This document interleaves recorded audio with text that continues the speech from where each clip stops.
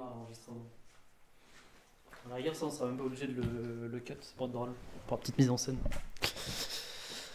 Ah, bonjour. T'as grave raison, mec. Voilà, faut que ça parle, tout simplement. Non, je rigole. Bon, petite mise en contexte, petite présentation du podcast. Je vais me permettre de parler de tout ça juste pour pouvoir contextualiser, éviter que on soit pris pour... Enfin, qu'on soit décrédibilisé, tout simplement, ou mis en contexte. Alors, en fait, pour faire simple, avec Joseph, on a eu l'idée de réaliser un podcast. Pourquoi ? Tout simplement parce qu'on appréciait parler de tout et n'importe quoi, je pense, pour commencer. Je t'aurais dit parce que faire, mais après, c'est chacun son choix.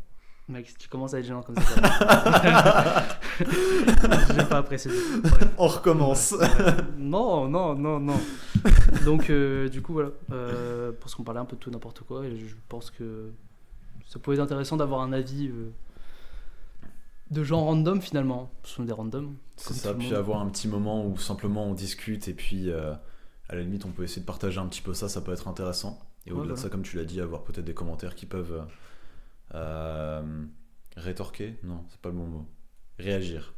Faire réagir, qui peuvent réagir sur peut-être des choses, ça pourrait être intéressant. Ouais, qu'on puisse avoir un retour, genre nous on peut par exemple véhiculer des enseignements pour vous, ou par exemple vous pouvez faire un retour via les commentaires ou autre, justement pour nous dire votre avis, qu'on fasse quelque chose de constructif.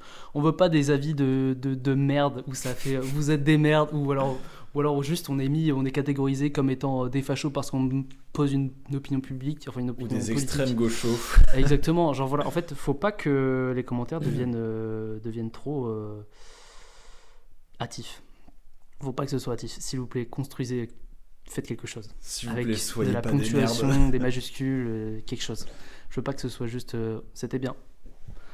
Ouais. Cool. Bref. Et au-delà de ça, un truc qui est assez intéressant, c'est que lors d'un débat, il est intéressant de discuter avec des personnes qui n'ont pas du tout la même opinion que toi, parce que si on commence à discuter avec des personnes qui ont la même manière de penser que soi, ou les mêmes avis sur tous les sujets possibles et imaginables, on tourne en rond et on se fait chier. Voilà, tout simplement. Donc ça c'est pour déjà poser les bases. Ouais, les règles du jeu, on va dire. Ouais. Les règles du jeu. Les règles du jeu, carrément. Exactement. Nous sommes des néophytes de la chose. C'est la première fois qu'on réalise un podcast. Comme on l'a dit, ça n'a pas forcément ça a traité de tout et de n'importe quoi. Ça peut traiter d'actualité, de politique. Mais encore une fois, on n'est pas du tout spécialiste dans le sujet. Il y a des gens qui font déjà bien mieux que ça que nous. Et bien sûr, on n'a pas forcément les connaissances ou les positions pour pouvoir parler de ça de manière intelligible ou de manière pertinente, je pense. Donc voilà. Donc, ouais. J'allais dire, au-delà de ça, il est probable que la forme de ce podcast ne soit pas exceptionnelle par rapport à ce qu'on a l'habitude de voir sur Internet. Ouais, totalement. Par exemple, si tu regardes la majorité des podcasts, tu vois quoi ? Tu vois, il y a une caméra globale sur toute la table comme il y a là, il y a une caméra sur le protagoniste numéro 1, sur le protagoniste numéro 2, la miniature, tu vois quoi ? Tu vois un mec à gauche avec une petite lueur verte derrière, un mec à droite avec une petite lueur rouge derrière. Ouais. Il y a un monde, il n'y a même pas de miniature. Voilà, c'est clair, il faut pas qu'il y en ait, il faut que ça parle après tout. Faut que ça parle, hein. C'est pas des mises en scène. Voilà, donc vous verrez qu'il y a un super tableau avec beaucoup de couleurs, mais c'est la seule chose qui est colorée, et le podcast sera très gris, très noir. Mais la mise en scène, moi je la trouve exceptionnelle, et au-delà de ça, je pense que ce qu'il faudrait faire, c'est on décale légèrement la table, comme ça dans le champ, on voit juste le mur en bois. Je pense que ce sera encore mieux. Genre il n'y a pas la fenêtre du coup ? Genre il n'y a pas le côté avec la fenêtre, et il n'y a pas le côté avec le début du mur. Je pense que ce serait beaucoup mieux. Ok. Parfait. On fera ça pour la prochaine fois. On fera ça pour la prochaine fois. fois. Qu'il faudra qu'on fasse un deuxième podcast. C'est ça. Parfait. Voilà. Pareillement, c'est liberté d'expression, liberté d'opinion, liberté de réunion, liberté de tout ce que vous voulez. Tout simplement. Voilà. Si. Ouais, j'ai rien d'autre à ajouter. J'ai fait tomber de l'eau sur ta nappe. Putain, l'enculé. Ah merde, attends, je peux me faire striker. Je peux me faire niquer si je dis des insultes ou pas ? Je pense que oui, ça dépend. C'est quoi le filtre ? Je sais pas, moi j'ai jamais dit des grosses insultes sur internet, donc okay, c'est tout là. Parfait, voilà. Non, en vrai, les petites insultes ça passe, mais faut pas non plus abuser quoi. Ok, parfait. Donc voilà, juste pareil, j'ai envie d'ajouter quelque chose. Personnellement, les podcasteurs que j'écoute, alors là, peut-être que je vais être catégorisé, peut-être que je vais être méprisé, que je vais mettre dans une case. Vous faites ce que vous voulez, il n'y a pas de souci, tu vois. Mais moi, ce que j'aime bien, c'est je me renseigne. Quand je me renseigne sur quelque chose, je prends des avis de partout.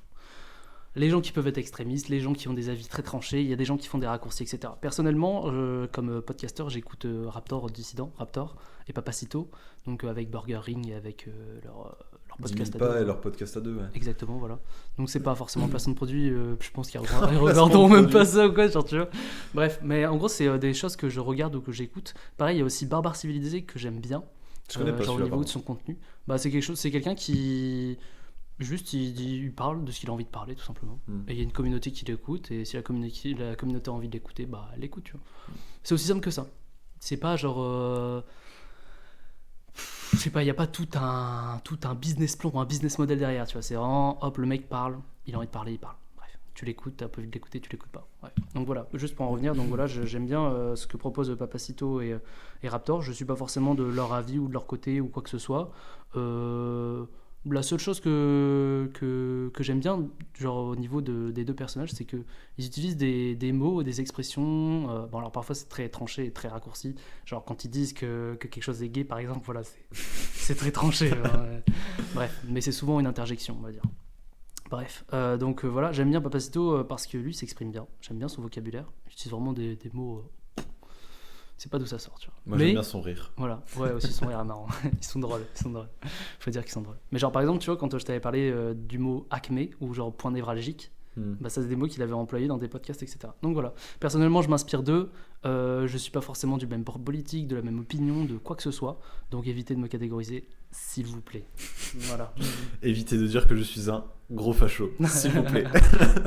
Et puis on se fera niquer par la presse et c'est pas grave. Bah, peut-être. On n'a aucune, pour l'instant, aucun impact sur le YouTube game. Je pense pas qu'on en aura d'ici peut-être une dizaine d'années, à part si on fait une stratégie disruptive, c'est-à-dire qu'on crée une nouvelle branche, une nouvelle tendance. J'espère que le petit bruit d'aspirateur qu'on entend chez les voisins ne sera pas sur le micro. Ce serait quand même vachement con. Non, à la limite, on pourra en profiter de ce petit sujet pour commencer le premier débat. Enfin, Allez. débat. Parce que je Ouais. pense qu'on a à peu près la même manière de voir sur ce point-là. Donc ça ne respecte pas ce que j'ai dit sur les débats Non, il y a on verra, quelques on minutes. verra, on verra. Mais c'est pas grave, au pire on est d'accord, au pire on n'est pas d'accord. Bien On sûr. s'en branle. C'était quoi que tu voulais aborder du coup? Bah, le fait de simplement écouter des podcasts et comment est-ce que je peux expliquer ça? Le fait de apprendre à avoir des sources sur lesquelles se renseigner. Ok, ouais. Parce que du coup, toi, les seuls podcasts que tu écoutes, c'est plus par des personnes qui sont du coup catégorisées comme droitards de merde. Ouais, concrètement, ouais, on peut dire ça. Mais je me cantonne pas qu'à ça. C'est-à-dire que genre, je vais quand même voir d'autres contenus. Ou alors, par exemple, je peux être. Enfin, j'aime bien la littérature, j'aime bien lire des livres, etc. Parce que bah, pour moi, c'est pareil, des avis qui ont été donnés à un certain moment. Enfin, j'aime bien, genre, par exemple, les romans du XVIIe siècle, XVIIIe, certains du XIXe aussi. Mais genre, j'ai plusieurs sources, tu vois. Et souvent aussi, quand je réfléchis ou quand je dois amener une opinion ou quelque chose, je me base vraiment sur de la broscience. Genre, tout est théorisé dans la tête, tu vois. Et voilà, genre, je restitue comme ça, ou genre, je donne un avis, je donne mon point de réflexion plutôt, on va dire ça. Donc voilà. Mais ouais, les principaux podcasts que j'écoute. Alors, il y a aussi Jordan Peterson. Super. Ça me dit un truc ce nom. Super, alors c'est un psychologue intellectuel, essayiste américain, non, Oui, canadien qui réalise des podcasts. Alors il est très orienté vers le monde chrétien, toutes les choses comme ça, je trouve. Enfin, il met beaucoup en avant le côté chrétien, le côté de la religion, de la croyance, etc. Parce qu'en fait, il faut savoir que bah, genre, la croyance, la religion, tout ça, c'était avant tout utilisé surtout pour expliquer des choses qui n'étaient pas explicables, pour avoir juste un élément de réponse. Voilà. Enfin, principalement, pareil, c'est de la broscience. Hein. Beaucoup de broscience dans ce podcast, voilà. Si Je vous voulez vois ça. m'insulter, vous pouvez, y a pas de souci. Moi, j'accueille tout. Putain, à t'écouter, j'ai l'impression que tu veux être un punching ball. Putain. Bref. Mais vas-y, et toi, tu te sources où? Moi, les podcasts. Moi, il y a un podcast que j'ai pendant un petit bout de temps écouté, c'était le classique Sans Permission, avec Oussama Panard et Panard. Yemi Bretzel. Il y a des gars qui l'appellent comme ça parce que, genre, tu sais, sur ses vidéos, il est posé sur un sofa et on le voit, Ouais. il est pieds nus. Et tu sais, du coup, il met ses gros pieds soit sur le canapé, soit, C'est vrai. Mais en attendant, ils ont soit réussi. sur la table. C'est vrai. Mais après, en attendant, ils ont réussi. Hein. Mm. Je pense qu'il a le droit de faire ça, du coup. Ouais. Sauf que j'ai arrêté de regarder leurs vidéos depuis un petit bout de temps. On va savoir pourquoi. Juste parce que je me retrouvais moins mindset dans leur discours. ouais. Et il n'y a pas longtemps aussi, j'ai vu une vidéo d'un gars qui est aussi assez connu dans le monde du développement personnel ou de cette sphère sur YouTube, à savoir Lohan LV, qui a fait une dernière vidéo qui parlait justement de toute cette partie vendeur de formation ou je sais pas quoi. Ouais. Et l'exemple, où il dénonçait certaines pratiques qui étaient mises en place. Et la personne ou l'influenceur qui a pris, on va dire, le plus cher dans cette histoire, enfin qui a été le plus montré comme exemple de ces pratiques qui étaient parfois douteuses, voire parfois carrément quel mot est-ce que je pourrais utiliser, genre diffamé, il a été diffamé par ou alors démantelé. Non, c'est pas diffamé, même il le dit dans sa vidéo qu'il cherche pas à diffamer ou à montrer spécialement Antoine Blanco du coup qui est le troisième protagoniste de Sans permission du doigt. Okay. Mais comme c'est probablement l'un des plus gros, l'un des plus connus, c'était un exemple qui parlerait à, je pense, le plus de monde, donc je pense que c'était en partie pour ça qu'il a dû choisir cet exemple. Okay. Mais du coup, il a un peu pointé du doigt certaines pratiques qui étaient un peu spéciales. Ok, genre quel genre de pratique? Du coup, je regarde pas. Par exemple, au niveau de la communication d'Antoine Blanco, il disait que ses élèves, parce que du coup le business d'Antoine Blanco c'est grosso modo il va vendre des formations à des gens. Vous avez très probablement déjà reçu un petit message sur Instagram de la part du compte d'Antoine Blanco, bien évidemment ce n'est pas lui malheureusement. Ouais. Et son business model c'est du coup il va envoyer des messages Instagram où il va essayer de faire de la prospection chaude avec tous ses abonnés ou avec toutes les personnes qui sont intéressées de près ou de loin au genre de contenu qu'Antoine Blanco va proposer. Ok, genre via par exemple son Google Analytics ou des trucs comme ça à la con, genre il va chercher les informations des gens et il les contacte directement comme ça? Non, même pas. Peut-être qu'il le fait aussi, mais je connais pas cette méthode. Mais la méthode principale qu'il va utiliser, par exemple, ça va être Instagram. Ouais. Et c'est aussi la méthode qu'il conseille le plus d'utiliser. Ça va être sa méthode, grosso modo, c'est tu crées du contenu, tu vas générer tu crées du contenu sur un sujet particulier. Je sais pas, par exemple, faire de l'argent. Oui, aujourd'hui, routine de millionnaire, j'ai fait 8 millions d'euros en une semaine, bref. Tu vas générer des vues, des likes, des commentaires, peut-être des abonnés au bout d'un certain temps avec ton contenu. Imaginons que tu postes 1 ou 2 shorts par jour. Si tu fais ça pendant 2 mois, il y aura forcément des personnes qui auront liké, qui auront commenté, qui se seront peut-être abonnés, qui auront interagi avec ton contenu. Tu leur envoies un message et tu leur dis ouais, j'ai vu que tu étais intéressé par mon contenu. Je propose ça, je sais plus exactement de quelle manière est-ce qu'il construit son message d'approche, mais il va aller voir la personne et il va en gros lui proposer un call pour du coup essayer de l'accompagner sur le sujet qu'il a traité dans ses shorts ou dans son contenu. Et dans le call du coup il va y avoir un closer qui va faire en sorte que le gars paye sa formation. Et donc les appels ça va durer je sais pas entre 30 minutes, 1 heure, où le gars du coup il va pendant les 80%, pendant les 80 premiers pourcents de l'appel, essayer de voir avec lui comment est-ce qu'il peut faire pour faire en sorte que ses objectifs soient réalisables et réalisables avec du coup ce qu'il veut vendre. Et ensuite, il donne le prix, un prix qui est quand même assez mirobolant. Genre 500 balles ou non, plusieurs milliers d'euros, je crois. Milliers d'euros. Je crois que c'est... Je saurais plus dire le prix de la formation, mais de mémoire, c'est plus de 1000 euros. En tout cas, c'est sûr et certain que c'est plus de 500. Je sais plus ce que je voulais dire. Merde. Mais merde. Donc ouais, il va... Ah oui, et le prix du coup, il le dit uniquement à la fin. Parce que, par exemple, tu vas pas dire j'ai une formation à 1800 euros à te proposer. Parce que là, du coup, le mec, il va avoir une énorme barrière qui est le prix. Il va d'abord faire entrevoir, entre guillemets, un monde où ses objectifs sont réalisés, ou du moins sont réalisables. Et ensuite, il va dire ok, avec tout ce que tu as vu avant, tout ce que tu aimerais avoir, je te le propose pour 1800 euros, grosso modo. Et l'un des arguments, on va dire, qui marche le plus dans la société actuelle avec le e-commerce, ça va être les avis, notamment avec Trustpilot si vous connaissez. Par exemple, tu vas dans un hôtel, tu vois que la note est de 1 sur 5, tu vas pas y aller. Si tu vois que tous les commentaires sont 1 sur 5 et qu'à chaque fois il y a des punaises de lit, le réceptionniste c'est un enculé, le directeur du machin m'a pissé à la gueule, tu vas te dire putain, je vais pas aller dans cet hôtel, c'est sûr et certain. À part si t'as envie de faire une expérience sociale. À part si t'as envie de faire un hébergement insolite. Oh là. Enfin bref. Sujet sensible. Sujet sensible, exactement. Et du coup, l'une des questions qui est souvent amenée, ça va être d'accord monsieur le closer, mais est-ce que votre formation marche ? Et du coup, l'un des arguments putain, j'ai plus le mot en Oui, tête. la social proof ou je sais pas Ouais, quoi. voilà. L'une des preuves sociales, pardon, ça va être les, je sais pas, les 8000 personnes qui ont acheté la formation avant lui, Ouais, qui ont pu aussi. essayer de créer un truc. D'accord, ouais. Du coup, il va dire, est-ce que ce produit marche? Et les anciens clients, qu'est-ce qu'ils disent? Et l'un des arguments qui a été dit, par exemple, par le closer dans la vidéo de Lohan LV, parce que du coup, Lohan, en fait, ce qu'il a fait, c'est qu'il a envoyé un de ses potes au charbon. Il lui a dit, écoute, tu vas faire un appel avec un closer, tu le recordes, et ensuite tu m'envoies le rush. Comme ça, ensuite, on peut tout décortiquer, et voilà. Et en gros, je crois que dans les réels de Antoine Blanco, il disait oui, je dois avoir 2000 élèves ou je sais pas quoi. Et le closer a dit que chaque élève avait généré un minimum de, je sais pas, 500 € avec les méthodes de formation, etc. Ok. Et Antoine, à un moment, a dit que tous ces élèves réunis avaient généré peut-être 1 200 000 €. Sauf que quand tu faisais 1 200 000 divisé par le nombre de personnes qui avaient pris la formation, ça faisait un montant qui était inférieur à 500 €. Donc, Ouais, il y avait un peu de bullshit peut-être, ou un peu de trucs pour arrondir les angles.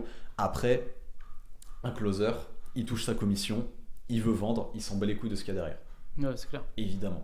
Et dans un système qui est entre guillemets aussi gros que celui d'Antoine Blanco, où le mec a une équipe, enfin il y a lui qui est tout en haut, il doit avoir 2-3 responsables, qui a son équipe, où il y a les closers, ceux qui envoient les messages, donc c'est une organisation assez compliquée. Donc Antoine Blanco, les responsables ne peuvent pas épier ou vérifier 100% des appels, etc. Enfin bref. Ok, putain. Une structure, ma foi. Pyramidale. Oui, fortement. Fortement pyramidale. Non, mais pour en revenir au délire de monter un business et tout, bah, genre, tu vois, il y a des gens qui, justement, ils s'appuient sur des formations, genre sur des exemples concrets, via des influenceurs qui ont réussi en la matière. Donc, par exemple, qui ont monté un truc de dropshipping, ils se sont dit, ouais, voilà, bon, le dropshipping ça marche, vas-y, fais du dropshipping, tu vois. Donc, il va pareil vendre la formation, comme tu as dit, avec les closers, etc. Et en vrai, ce que je trouve dommage, tu vois, c'est que ces gens-là, tu vois, ils n'ont pas forcément un cadre de référence assez large pour se dire que ils sont pas forcément obligés de passer par un influenceur, de payer la formation, tu vois. Genre, ils pourraient s'en sortir mieux et de façon, je sais pas, plus intéressés s'ils avaient plus de références dans leur cadre et plus d'informations à aller chercher. C'est sûr et certain que si on va dire tu connais rien à la finance, que tu tombes un jour sur un gars qui te vend une formation et qui te dit avec moi deviens un maître de la finance, ton seul cadre de référence ça va être ce mec là, ce qui est évident. Et malheureusement la plupart des personnes qui vendent des formations cherchent à faire de l'argent principalement plutôt qu'à réellement instruire aux autres quelque chose. C'est notamment pour ça que tu as des coachs qui apprennent à devenir coach. Oui, par exemple. Je te vends cette formation pour que tu la vendes à quelqu'un d'autre. Voilà, c'est ça. Ce qui est sur le papier un Ponzi. C'est pas faux. Un Ponzi, pour expliquer pour ceux qui peut-être ne savent pas, c'est imaginons je vais te vendre une méthode à je sais pas 1 € pour t'apprendre à faire 2000 €, et la méthode c'est tu vends une méthode pour faire 2000 € à 2000 personnes à 1 €. C'est, par exemple, ça c'est un truc de Ponzi. C'est pas la pyramide de Ponzi d'ailleurs? Oui, c'est juste la pyramide de Ponzi. C'est d'ailleurs, il y avait Poisson Fécond qui avait fait une vidéo qui était très très cool il y a plusieurs années sur, je crois que c'est Bernard Madoff, ou en tout cas son nom de famille c'est Madoff, j'en suis sûr. Et c'est un gars qui a fait la plus grosse pyramide de Ponzi du monde, c'est incroyable. Genre il était monté à combien en termes de revenus? Je sais plus, mais en gros ça devait peut-être se compter en centaines de millions ou un truc comme ça. Non, c'était enfin centaines de millions, peut-être j'abuse un peu, mais non, de mémoire t'avais des gars qui avaient investi plusieurs dizaines de millions dans son truc. Ok, mais il avait pesé quoi à la fin. Ou en fait le discours de Bernard, enfin du coup de Monsieur Madoff, c'était imaginons tu me donnes X € avec un billet d'entrée minimal à genre 1 million d'euros, et tous les ans je vais te reverser 10%. Et à tout moment tu peux reprendre ton million. Et en fait le truc c'est que ils vendaient ça à tout le monde, donc tous les jours t'avais des gars qui ramenaient, ce qui faisait en sorte que la trésorerie de l'entreprise, que sa trésorerie personnelle, je sais pas si c'est personnel ou entreprise, mais ce que tu veux, sa trésorerie soit continuellement alimenté, et juste à chaque fois, tous les ans, au bout d'un an, il devait reverser 10% à droite, à gauche, à droite, à gauche. Et en fait, il avait une entrée de 1 million entre temps. Enfin, genre, il avait une entrée de 1 million pour pouvoir couvrir les trucs. C'est ça. Et en fait, du coup, cette histoire un peu de pyramide, c'était la pyramide, on va dire, continue à tenir tant qu'on rajoutait des fondations, toujours des fondations. Ce qui du coup, on va dire, est un business model qui est techniquement tenable à partir du moment où tu peux avoir des rentrées d'argent infinies, des clients infinis. Ouais. Sauf qu'au bout d'un moment, il a plus une thune, parce qu'il a Ouais. tout donné à droite à gauche, et il a bien évidemment profité et tiré quelques billets de la trésorerie, parce que c'est quand même ça le but, c'est quand même ça le but du jeu. Et puis, ouais, à un moment, tout l'argent disparu. Comme par hasard. Et pour le coup, je me souviens que dans la vidéo du coup de Poisson Fécond, qui est très très cool pour le coup, et en fait c'était un format de vidéo qui s'appelait, si je me trompe pas, La Bulle, une bulle féconde ou un truc comme ça, où il présente du coup un truc particulier. Il a fait notamment une deuxième vidéo bulle sur le gars qui a réussi à pirater, si je me trompe pas, entre 2000 et 2010. Je sais plus en quelle année c'était précisément. Je crois qu'il y a un film dessus en plus. Ouais, c'est possible, qui avait réussi à pirater. Je sais plus si c'est la CIA ou le FBI, un truc comme ça. Mais je crois savoir. Il y avait un truc par rapport à des extraterrestres aussi. Non, en vrai, ces vidéos-là, peut-être je vais me les remater parce qu'elles étaient très très cool. Ok. Ouais, non, très très cool. Mais bref, du coup, pour en revenir, les podcasts, j'écoutais sans permission. Ah, ok, d'accord. Le mec a fait une petite parenthèse, mais vraiment une petite. Quoi. Mais au-delà de ça aussi, fut un temps où j'écoutais beaucoup sans permission. Et où, entre guillemets, je n'avais pas appris que le business model d'Antoine Blanco était un peu fucked up. Particulier. En fait, j'ai même pas le mot qui me vient en tête, mais bref. Avant que j'apprenne que le business model d'Antoine Blanco était un peu particulier, Ouais. Il y avait beaucoup de personnes qui me disaient ouais, mais Oussama Hamar, il est bizarre, il raconte des mythos. En vrai de vrai, si la personne est intéressante pour faire un podcast, on peut l'écouter. C'est pour faire de l'audience, hein. C'est parce qu'il divertit les gens. En vrai, oui. Hein. Dans le fond, c'est comme ça qu'on vit et de toute façon, on est obligé. En fait, c'est ça qui est chiant aussi, c'est. Genre, tu vois, tard l'époque, quand la pyramide de Maslow n'était clairement pas atteinte. C'est-à-dire que, genre, vraiment, ils devaient satisfaire leurs besoins primaires, secondaires et tertiaires. Peut-être pas. Enfin, genre, ouais. Mais genre, vraiment, les besoins vitaux. Genre d'année en année, genre on a réussi à compléter, enfin à atteindre cette pyramide et tout. Et en fait, il y a un moment où, en fait, quand un être humain, enfin genre quand un gamin naît ou quoi, genre vas-y, il va être éduqué, etc. Et en fait, genre il aura déjà eu accès à peut-être 80% de sa pyramide de Maslow, tu vois. Genre il peut avoir tout sur demande. Enfin genre si dans une famille il y a un minimum, mais vraiment un minimum, hein, qui gagne un minimum d'argent, genre il peut quand même, genre profiter de sa vie, tu vois. Et du coup, genre en s'appuyant sur ça, tout ce qu'il aura besoin, c'est de divertissement. Du coup, il va se divertir, etc. Et il va voir qu'il y a un divertissement qui coûte plus cher qu'un autre. Et pouvoir accéder à ce divertissement qui coûte plus cher qu'un autre, il va devoir fournir des efforts. Il va devoir travailler, gagner de l'argent pour pouvoir s'offrir ça. Et ainsi de suite. J'arrive à gagner de l'argent, il va se divertir de plus en plus. Et en fait, plus il se divertit, moins le temps de divertissement est... Comment dire ? Est conséquent. Genre on va dire qu'il se divertissait en 10 secondes, après il se divertit en 5 secondes, ensuite il se divertit en 2 secondes. Du coup il faut plus de divertissement. Et il faut aussi que le divertissement qui est produit se fasse plus vite, pour qu'il puisse se divertir plus vite. Du coup il faut de l'argent qui se génère, etc. le divertissement. Et où je voulais en venir, ouais, justement au fait que Oussama Hamar, genre, il soit vu comme un mythomane, etc. Et que justement il amène de l'audience parce qu'il divertit les gens. En fait il fait du spectacle concrètement. Et genre en fait c'est en bullshitant le plus possible, en disant des fake news, pas forcément des fake news, mais genre des choses qui captent l'attention des gens, naturellement ça va faire l'audience, ça va faire de l'argent, et c'est pour ça que les podcasts, c'est des podcasts qui marchent super bien, alors qu'en vrai genre le fond est nul, y a rien, tu peux rien en tirer, genre. Je sais pas, personnellement je regarde pas tes deux podcasteurs là. Trois podcasteurs. Je les regarde pas, donc je sais pas forcément ce qu'ils proposent, mais oui bien sûr j'ai scrollé comme un demeuré et j'ai vu les trucs, ouais, Oussama Hamar il dit de la merde et tout, je sais pas quoi. Bref, Malek. Comme Raptor ou Papacito, ils sont passés sur les réels ou sur les TikTok en disant ouais, regardez, c'est gros facho. Je sais pas. c'est chiant, putain, c'est chiant, la vie, c'est chiant. Mais ouais, mais franchement, voilà, le podcast. Donc nous, on commence notre podcast. Quelque chose de différent. Voilà, on peut traiter de choses comme ça finalement. Choses un peu aléatoires, on va dire. Avec une approche plus terre à terre, non ? Enfin, de ton côté, moi personnellement, j'aime bien soit me référer à des moments de l'histoire en faisant une comparaison, ou alors en me basant sur des livres, ou genre sur des vidéos que j'ai regardées, ou même juste sur des observations.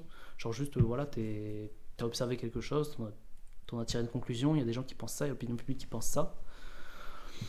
Il y a des gens qui font ça, etc. Et bah voilà, genre tu regardes les choses et après tu donnes ton avis et ensuite bah tu discutes avec les gens. C'est un peu ça finalement le but d'un podcast. Et genre tu peux échanger avec la communauté dans les commentaires ou je sais pas quoi, donc c'est pas plus mal. C'est... Voilà tout quoi. Oui, bah un podcast, c'est juste discuter. Et écouter Ouais. un podcast, c'est écouter des personnes où tu penses qu'elles ont un avis pas forcément correct, mais tout du moins intéressant. Et voilà. Et à titre personnel, moi, si je fais un podcast aujourd'hui avec toi, c'est juste parce que je vais pouvoir utiliser ce podcast pour Ouais. développer certains sujets et on va dire peut-être avoir plus de connaissances sur ce sujet-là.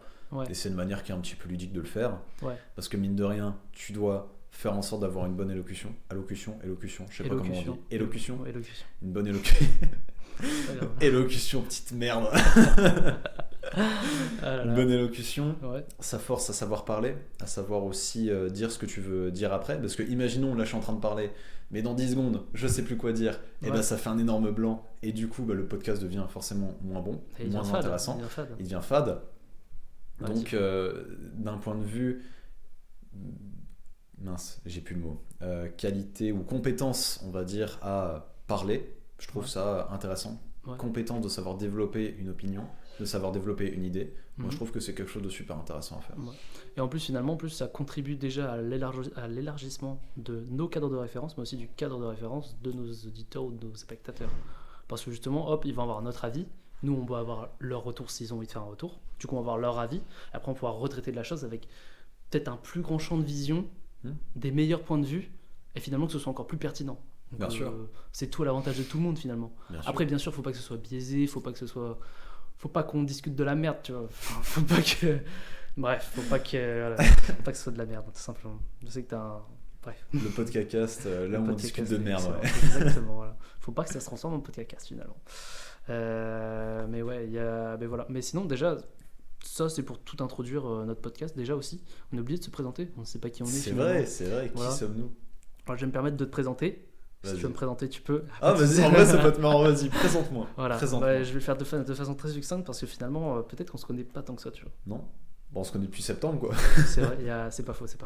Bref, Joseph, pas forcément le nom de famille, on n'est pas obligé, non. Voilà. De toute Joseph façon, B. j'ai une chaîne YouTube avec mon nom de famille. Donc, Ouais, à partir de ce moment-là. Alec. Ah, c'est pas, voilà, parfait. Donc Joseph, avec son nom de famille qui figurera dans les commentaires pour ceux qui sont curieux. Vidéaste, youtubeur, voilà, qui traite de sujets personnels, mais en même temps personnels pour tout le monde, je pense. C'est Dans en ton fait, contenu finalement. je vais raconter ma vie de petites minutes. Ouais. En fait, finalement, je ne le présente pas, il se présente tout seul. Ce sera plus simple comme ça. C'est totalement ça. Non, c'est juste qu'il y a certaines choses du coup que tu as introduites avec le truc de youtubeur, Ouais. enfin le gars qui fait des vidéos, que je ne t'ai pas raconté. Ok. Donc forcément tu ne peux pas savoir. Parfait. Ah, ou parfait. remarque, peut-être que le début de l'anecdote, je te l'ai raconté. Vas-y. Il y a balance. 2 ans de cela, j'ai passé, ouais, s'il y a 1 an et demi, on va dire, j'ai passé à ce moment-là le meilleur été de ma vie. Ok. En fait, j'ai terminé ma première année d'études sup. Je suis rentré en été. J'avais 3 mois rien que pour moi, incroyable. J'ai commencé à faire avec un ami à moi beaucoup plus de sport, Mhm. à du coup regarder plus de trucs, on va dire, instruisants comme Oula. des podcasts. J'ai aussi commencé à lire certains livres à droite à gauche. On va dire, j'ai commencé à faire des activités plus intéressantes et plus Enrichissante. enrichissantes, mais qui procurent un plaisir personnel plus long. Il y a un mot pour ça, mais je sais plus. Genre Mais, ça satisfait tes motivations. plus épanouissantes, on va dire. Ouais, ok, ouais, c'est trop bien. c'est à pratiquer des activités plus épanouissantes que Mhm. jouer aux jeux vidéo. Parce que je suis un geek de merde à la base, moi. Il faut le savoir. T'inquiète, on est en bleu sang, mec. J'ai joué pendant 13 ans de ma vie à LoL. J'ai perdu du temps. Non, peut-être pas. Bon, on fera une parenthèse, on parlera de tout ça. On parlera de nos vies finalement. Exactement, Finalement. exactement. C'est bien. C'est Et intéressant. en fait, j'ai commencé à faire du sport, à regarder des trucs un peu plus instruisants, dont par exemple le podcast de Sans Permission. C'est aussi à cette période-là que... Ah non, j'avais déjà eu mon ordinateur depuis un petit bout de temps, mais bref. J'ai de temps en temps joué aussi un petit peu aux jeux vidéo avec mes amis, sauf que c'était uniquement tu jouais avec tes potes plus que réellement tu geekais tout seul comme un porc pour essayer d'avoir un rang virtuel où ta seule satisfaction c'était avoir un rang virtuel et gagner des games. Là c'était vraiment, bah évidemment, hein. Là c'était vraiment jouer avec des potes et c'était incroyable. Et à un moment je me suis dit putain, sous forte influence de mon pote, parce que mon pote était un peu plus en avance que sur ce point-là par rapport à moi à cette époque, mais je me suis posé la question de putain, qu'est-ce que j'ai un peu envie de faire, qu'est-ce que j'aime faire dans la vie. Et un truc que je me suis rendu compte, c'est que j'aime bien discuter avec des gens ou essayer de leur faire apprendre des choses, essayer de leur apprendre des choses ou essayer de leur faire avoir un raisonnement qui pourrait les aider. Genre c'est tout con, mais ça m'est arrivé déjà plusieurs fois d'avoir des amis qui avaient un problème qui était un peu triste, et moi je sais pas, en tant que bon psychologue, on va dire, je sais pas, je discutais un petit peu avec eux, et puis ensuite ça allait pas forcément mieux parce que certains problèmes étaient un peu compliqués et se résolvaient pas forcément en une discussion d'1 heure, mais genre tu contribues un peu à l'amélioration de leur réflexion finalement. Ouais, c'est ça. Parce que tu estimes que ta réflexion elle peut être plus intéressante ou qu'elle a une plus-value? Non, même pas en fait. C'est un truc qui m'a beaucoup surpris, mais j'ai même pas l'impression de mieux penser qu'un autre. J'ai juste l'impression que quand la personne discute avec moi et me parle de ses problèmes, j'ai l'impression d'un peu apprendre des choses.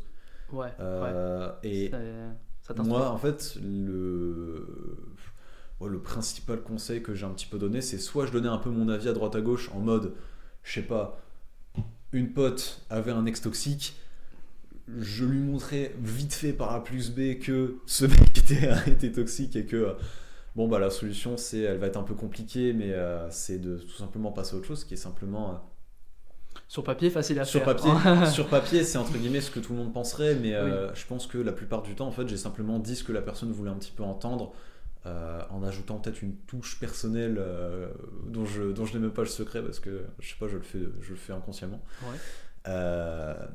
Et truc que j'adore aussi, c'est que je l'ai déjà dit, mais du coup j'apprends des choses. En parallèle de ça, j'aide les personnes qui entre guillemets étaient chères pour moi pendant cette époque-là, parce que j'étais un geek de merde, donc j'avais pas beaucoup d'amis, donc les personnes qui se confiaient à moi c'était les personnes de valeur pour moi.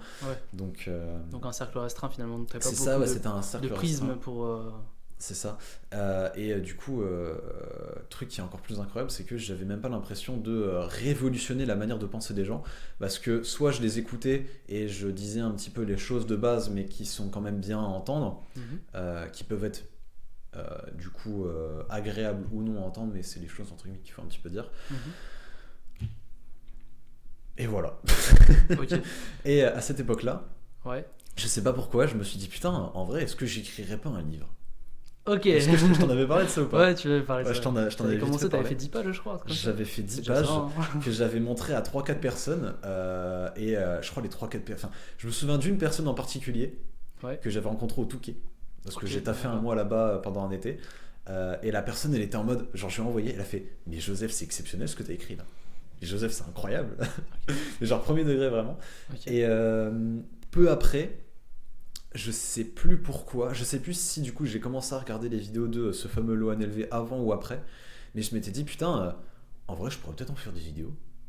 Et je crois que j'avais commencé à regarder les vidéos de Loan LV avant, et j'avais eu cette idée qui avait éclos dans ma tête quand j'étais au Touquet en plus de ça.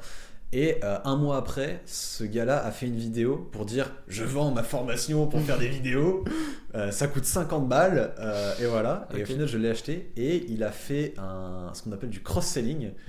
Quand tu vends un truc et que, on va dire, tu te débrouilles pour vendre un autre truc à côté. C'est une vente additionnelle en fait. C'est une vente additionnelle tout simplement. Imaginons tu es sur un site e-commerce, tu achètes un truc, tu as une suggestion, tu as acheté cette fleur, est-ce que tu veux acheter un pot de fleurs à côté pour pouvoir mettre ta fleur? Tu appuies sur acheter en plus, tu achètes les deux, c'est du cross-selling. Non, je vais l'acheter à la poubelle enculé. Exactement. J'achète cette tulipe pour l'offrir et nique ta. Bref. Quel plaisir. Et en fait il a cross-sellé du coup un groupe privé entre guillemets où du coup tu payais 200 balles, t'arrivais dans un groupe où il y avait lui, 2-3 autres intervenants, c'est un bien grand mot, mais 2-3 autres organisateurs, et ensuite toutes les personnes qui ont acheté 200 balles. Et aujourd'hui 90% des personnes qui ont payé ces 200 balles, c'est des amis proches à moi. C'est incroyable, genre c'est des potes avec qui je suis parti à Disney, avec qui j'ai fait plein de trucs, avec qui j'ai passé des dizaines d'heures vocales. L'un des achats les plus rentables de ma vie. Ok. Pour 200 balles, je me suis acheté 10 habits. Donc la plus-value est. Oh Genre, ouais, et même finalement. On même peut acheter des peut-être- gens avec l'argent. on peut acheter des gens avec de l'argent, exactement. On peut acheter des amitiés. C'est ce qu'il faut retenir de cet épisode. Voilà. Faut pas confondre avec les proxénètes et autres. Enfin, ouais. C'est ça, Ok, Et au après final, j'ai commencé à faire des petites vidéos à droite à gauche. Au début, c'était très dev perso de base, parce que bon, on est tous passés par là. Hein, je pense à un moment où t'es un connard, tu commences un peu à prendre confiance en toi. Qu'est-ce que tu vas faire? Tu vas prendre les gens de haut parce que t'as de la confiance en toi et que Ouais. tu penses que les autres autour n'en ont pas forcément. Et Ouais. du coup, tu vas te mettre un peu en position de force. Et c'est pour ça que tu regardes, que certaines vidéos, on va dire, sont un chouille avec cet air de dev perso de merde. Enfin, Oui, bref. bah naturellement. Mais c'est parce que, je pense, petite théorie, Sciences Bro, toujours. Mais tu vois, ce délire de. Il y a l'orgueil, il y a. Attends, tu peux redire ce que tu avais dit juste avant Confiance en soi. Ouais. T'es un connard de merde, tu gagnes de la confiance en soi Ouais. parce que X ou Y raison de la vie font en sorte que tu réalises certaines choses et du coup tu te.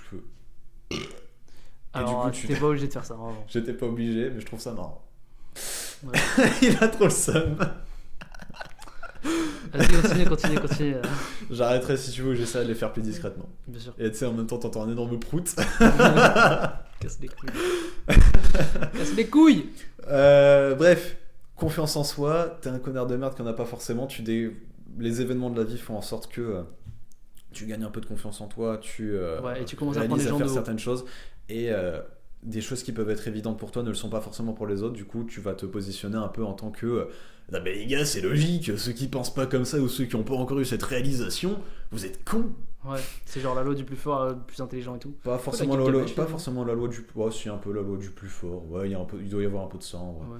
Et finalement, genre, une personne lambda, genre, elle arrive à ce stade parce qu'elle fait un travail perso ou juste, est-ce que, genre, il y a aussi des gens qui, enfin, je pense, c'est sûr, mais c'est inné chez eux. Alors en fait, dis-toi que quand tu Enfin, ton avis. Enfin, je veux bien avoir ton avis. non, mais du Pas en coup, moins dessus. mon avis, c'est que d'une manière générale, quand tu commences à apprendre un nouveau sujet, imaginons le piano. Enfin, le piano, c'est peut-être un mauvais exemple, mais tu vas commencer à apprendre un truc. Au début, tu vas dire, waouh, putain, il y a tellement de choses à apprendre dans ce sujet Ouais. que forcément, ta confiance en toi dans ce sujet va être forcément basse. Tu commences le piano, tu appuies sur 3 touches. Ouais. Tu regardes les mecs qui font des morceaux un peu sympas, tu te dis bordel de merde, quand est-ce que j'apprendrai à faire ça, tu vois. Ouais. Il va falloir que je travaille un maximum, ou il va falloir que je passe 20 ans de ma vie à faire ça si je veux apprendre à faire ça. Mhm. Ensuite, tu travailles, ta confiance en soi monte un petit peu. Du coup, Et t'es à plus un performant naturellement Et ou... tu es plus performant, bien évidemment. Imaginons tu commences à faire plein de pianos, au bout d'un moment tu vas forcément gagner en compétences. Ouais. Ça va prendre plus ou moins de temps selon les personnes. Il y a des personnes qui auront des capacités innées de compréhension ou de compréhension sur un certain sujet qui seront plus élevées que chez un autre homme. Et inversement, peut-être que l'autre homme aura une meilleure compréhension d'un autre type de sujet. On est tous différents. Je pense que c'est une bonne chose, parce que sinon on se fera un peu chier. Sinon les podcasts, ce serait j'aime ça, oui. Fin du podcast. Moi aussi. Voilà, moi aussi. Bon, bah, Tu cool. vas monter, ta confiance en toi, du coup, ta confiance en soi va monter.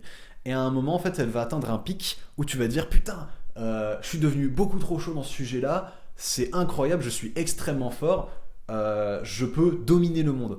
Et à un moment, en fait, ta confiance en toi qui est au maximum va commencer à redescendre un petit peu parce que tu vas te rendre compte que, en fait, t'as encore plein de choses à apprendre. Mhm. Du coup, peu à peu, en fait, tu vas continuer à avancer et en fait, tu vas te rendre compte que tu as encore, du coup, ce milliard de choses à apprendre et du coup, tu vas moins te positionner en tant que chef ultime de cette discipline parce que selon toi, il te reste du coup 1 milliard de choses à apprendre. Ouais. Et apparemment, je sais plus vraiment d'où j'ai l'info parce que c'est un schéma du coup que j'ai dans ma tête qui date de genre il y a 8 ans. C'est genre j'ai sorti une archive, Ouais. mais du coup, une courbe qui fait hop et hop comme ça. Ok, d'accord. Et après, peut-être qu'il va remonter petit à petit comme ça. Ok, ouais. C'est genre il arrive à l'apogée de son art, mais finalement il se rend compte qu'il est peut-être au début. C'est ça en fait. Il pense avoir acquis un nombre de compétences exceptionnelles ou avoir développé une faculté particulière en développant cette compétence. Et en fait, il se rend compte qu'il lui reste beaucoup de choses à apprendre et que finalement, c'est que le début un truc qui sera beaucoup plus long parce que cet art particulier est en fait bien plus complexe que ce qu'il pensait. C'est pour ça que du coup, au début, tu vas prendre un maximum de confiance en toi, tu vas prendre pour le maître du monde, et au bout d'un moment, tu vas dire, mais attends, finalement, j'ai un maximum de confiance en moi actuellement, mais je suis pas spécialement heureux. Attends, mais pourquoi? C'est bizarre. Ouais. Et bref, tu vas ensuite avoir plusieurs réalisations, plusieurs remises en question qui vont faire en sorte que ta confiance en toi va baisser, et ensuite, elle va peu à peu remonter. Enfin, en tout cas, moi, c'est comme ça que je vois les choses. Et du coup, j'étais sur ce pic au début de mes vidéos. Je me disais, waouh, exceptionnel! Alors qu'en vrai. Voilà. Et au final, j'ai réussi à faire, je pense, 5-6 mois avec ce pic. Ouais. Et au final, j'ai commencé un petit peu à redescendre. Ouais. Et voilà. Et si tu regardes ma chaîne YouTube, tu verras que. C'est pareil pour les vues finalement. En fait, enfin, genre, tu le verras. Est-ce que tu le vois sur les vues de tes vidéos? Justement, qu'à un moment, t'es arrivé à l'apogée de ton art et genre, tu le vois que la qualité que t'as proposée sur une vidéo, bah, genre, elle a porté ses fruits parce que justement, t'as eu beaucoup de vues sur celle-ci. Ça m'est arrivé une fois Ouais. de faire une vidéo qui était. Le titre, c'était le Sport Tuera. Et en fait, je commençais vraiment. Pas du tout putaclic finalement. Pas du tout putaclic. Et gros, le début de la vidéo, c'est le Sport Tuera si tu n'en fais pas. Et Mais à coup de pas. vraiment. Et en fait, dans cette vidéo, je développais que faire du sport. Enfin, en fait, il y avait beaucoup de personnes qui discréditaient, on va dire, le fait de faire du sport avec toute cette traîne un peu de go muscu et du coup de. Enfin, avec le Ying qui était un peu les go muscu, tu sais, le gym talk, etc. Ouais. Enfin, un peu la trend où tu voyais des gars qui faisaient un maximum de sport et à l'opposé, des personnes qui disaient non, mais les gars, le sport c'est de la merde. Genre, je me souviens d'un podcast où en gros, le gars, c'était un américain, disait non, mais les gars, le sport c'est une putain de conspiration. Attends, t'es là, ça te fait mal. Il y a tellement de choses à faire dans la vie, pourquoi s'emmerder à passer une partie de ta vie à faire je fais des haltères et en plus ça fait mal et en plus tu dois avoir de la discipline pour faire quelque chose qui n'est pas vraiment utile parce qu'avoir un beau corps c'est pas utile Pour eux. c'est ce qu'il disait c'est ce qu'il disait mais en fait si je me souviens bien dans cette vidéo, parce que je regarde pas mes vidéos en boucle malheureusement, elle est sortie il y a plus d'1 an donc j'ai un peu oublié ce que j'ai dit, mais si je me souviens bien dans cette vidéo je disais que si tu faisais pas de sport c'était pas ouf, et si tu faisais trop de sport et que ta vie, enfin mis à part si t'es un sportif de haut niveau, si t'es en mis à part cas JO, particulier, etc., si on va dire t'as je sais pas une pathologie particulière qui fasse en sorte que tu puisses pas faire de sport, oui, enfin évidemment c'est entre guillemets du bon sens. Il faut avoir un minimum de bon sens. Je disais ça, je pense, avec un minimum de bon sens, du moins j'espère. Mais je disais que faire un peu de sport, c'était bien. Ne pas en faire, c'était une erreur. Et ensuite, trop en faire pouvait être un cercle vicieux pas ouf. Où du coup, tu te blessais et au final, tu faisais plus de mal à ton corps que ce que un peu de sport ferait de mieux. Ouais, donc il serait plus sensé et plus réfléchi d'en faire de manière... réfléchi sur le temps, aussi en termes d'exercice, genre pour que ce soit optimisé à fond en fait. Ouais, et au-delà de ça aussi, j'allais dire que à l'époque mes vidéos tournaient, avaient pas un niveau de réflexion très haut. Non, pas silencieux. Ça me fait plaisir. Mais en soi, je repense quand même à 2-3 vidéos que j'ai faites au début qui étaient quand même, je trouve, qui étaient super intéressantes. Notamment la première vidéo que j'ai faite. C'était parce qu'il y avait une pensée qui à l'époque tournait beaucoup autour de moi, notamment parce que j'avais entre guillemets j'avais quand même des amis à cette époque-là, tu vois, et forcément première année d'études, putain est-ce que mes études c'est vraiment ce que j'ai envie de faire? Et en gros une réflexion que j'avais eue c'était en soi tu peux très bien faire une année d'études, mais c'est pas une année de perdu. Si tu commences un nouveau cursus le lendemain, t'auras quand même appris des choses, t'auras quand même fait des choses. Donc imaginons que tu fasses une année dans telle étude ou que tu consacres une année à telle chose, si au final tu te rends compte que c'est pas vraiment ce que tu as préféré, et tu auras quand même appris des choses et tu auras quand même fait peut-être des rencontres qui t'auront apporté des choses dans la vie et qui peut-être vont te montrer la voie vers les études de rêve qui entre guillemets font baver tous les lycéens qui entre guillemets doivent mettre leurs vœux sur Parcoursup parce qu'ils savent pas trop ce qu'ils veulent faire. En fait, finalement, ils apprennent à se positionner sur un métier qu'ils veulent faire. Oui, ça peut être une phase de positionnement, en fait, de rater ses études, de changer ses études, tout simplement, peut-être. De toute façon, au final, tu regardes, quand t'es gosse, tout ce que t'as envie de faire, c'est quoi? C'est astronaute, architecte, ingénieur? Enfin, Et c'est joueur toujours le pro. même- ouais, bah, Et joueur joueur pro, pro. ouais, récemment. Ouais, c'est Et youtubeur aberrant, ça. aussi. Ouais, youtubeur aussi. C'est tout le temps les mêmes métiers qui ressortent, c'est tout le temps la même chose. Et en Tu fait, ouais, vas-y.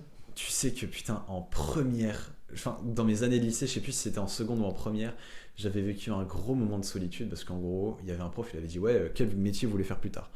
Gros, moi j'ai mis youtubeur, tout le monde avait des métiers de genre, tu sais, des métiers qui tenaient la route en fait autour de Ouais. toi. Tu sais, t'avais des personnes qui Des disaient trucs réalisables. l'année prochaine, ouais, j'aimerais bien partir en SVT, maths, physique, comme ça je fais médecine, je fais vétérinaire, je fais Ah oui, ok. oui, je vais partir en études pour devenir, comment est-ce qu'on dit déjà, ingénieur, je vais faire une prépa, nanana. Tout le monde, enfin, la plupart des gens avaient un projet qui tenait la route. Et moi, Ouais. je disais quoi? Ah, me fais devenir youtubeur. Je suis fan de Squiddy. Ouais, c'est ça. Et tu sais, j'ai regardé ma feuille et je me suis dit, putain, mais je fais pitié. Bien, finalement, tu l'as fait. Ça n'a pas forcément pris l'ampleur que tu aurais voulu que ça prenne. Mais tu Non, t'es en fait, dépatouillé pour le faire. Bah, en fait, le truc, c'est que à l'époque, en tout cas, j'avais mis ça parce que, en fait, c'est juste, j'avais pas d'idée, donc je me suis dit, ah ouais, youtubeur, ça pourrait être marrant. En fait, c'était même pas un projet vraiment que je voulais absolument réaliser, c'était juste, bon, ça peut être sympa, quoi. T'as essayé de faire quelque chose de sympa. Ouais, quoi. j'ai essayé de faire quelque chose de sympa, tu vois. Ouais, je me disais aussi. Et. C'est les couilles. Oh merde. Putain. Et ouais, la finalité, c'est que du coup, j'ai quand même essayé de lancer ce petit projet. Et même si j'ai pas spécialement envie de faire en sorte que ça devienne mon métier numéro 1, même si en vrai ça pourrait le devenir, mais en vrai, actuellement, je pense que je pourrais plus devenir youtubeur à plein temps, d'un point de vue, entre guillemets, par rapport à ce que j'ai envie, par rapport au moment où j'ai commencé les vidéos. Mhm. Enfin, en tout cas, je me sentirais plus prêt à faire ça, mais c'est pas spécialement ce que j'ai envie. Ok.